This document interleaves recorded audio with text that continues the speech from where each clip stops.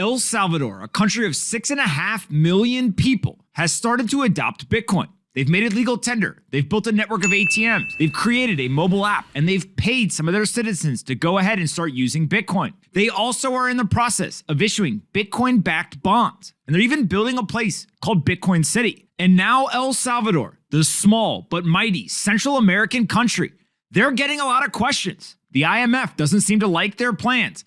And now there's a bipartisan bill that is being floated in the United States that is taking a look at what's going on in El Salvador. The bill being introduced is being called the Accountability for Cryptocurrency in El Salvador Act. And what it is going to do is it's going to do an analysis of El Salvador's adoption of Bitcoin as legal tender, the risks for cybersecurity, economic stability, and democratic governance. And also, it's asking for a plan to mitigate potential risks to the U.S. financial system. Now, we have a quote right here from the senator from Idaho, James Risch. And what he said was El Salvador's adoption of Bitcoin as legal tender raises significant concerns about the economic stability and financial integrity of a vulnerable U.S. trading partner in Central America. This new policy has the potential to weaken U.S. sanctions policy, empowering malign actors like China and organized criminal organizations.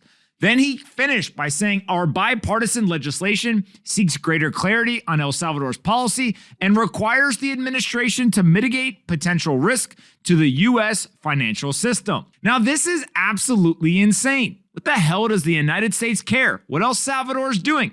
There's 6.5 million citizens. They're a sovereign nation. They don't even have their own currency.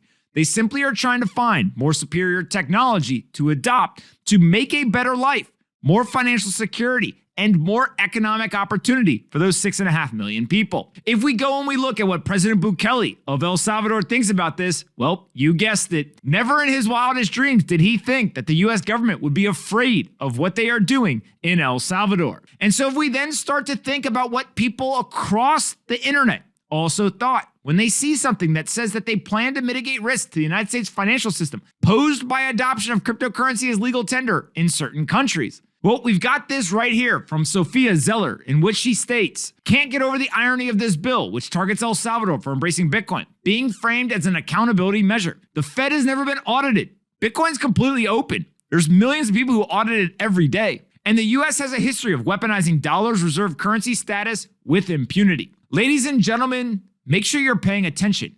The world is shifting right before our eyes. The United States is now trying to figure out what is their strategy? The president put forward an executive order.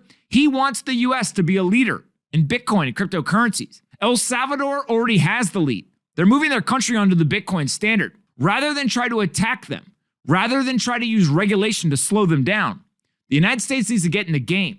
We can compete on the global stage. Let's get to the front of the line.